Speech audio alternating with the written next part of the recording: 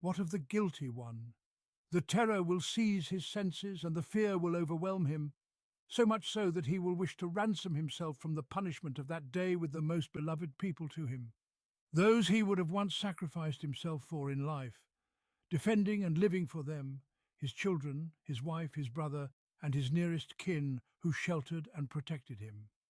Indeed, the intensity of his desperation for salvation will cause him to lose all sense of others, wishing to ransom himself with all the people on earth, if that could save him. This is a depiction of overpowering panic, overwhelming horror, and an insatiable desire to escape. Depiction filled with terror, immersed in anguish, and adorned with dread, as it is drawn through the expressive Quranic language. While the guilty one is in this state, wishing for the impossible, to ransom himself with his children, his wife, his brother, his kin, and all those on earth, he hears that which dashes any hope and crushes any glimmer of optimism or self-delusion. As does the entire assembly, they hear the truth of the situation and the reality of what is unfolding.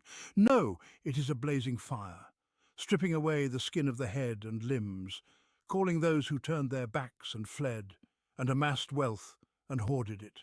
Calling those who turned their backs and fled, calling them as they were once called to guidance, but they turned away and fled. But today, when hell calls, they cannot turn away or flee. In the past, they were preoccupied with gathering wealth and storing it in containers. But today, the call comes from hell, and they cannot evade it. Nor can they ransom themselves with all the wealth they hoarded.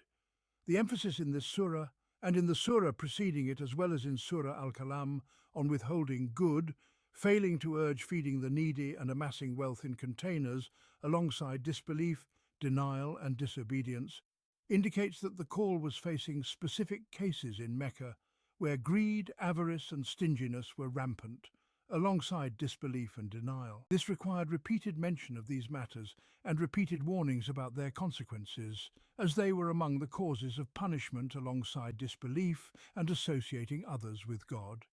There was a scramble for wealth, and the stinginess of the rich left the poor deprived and the orphans neglected.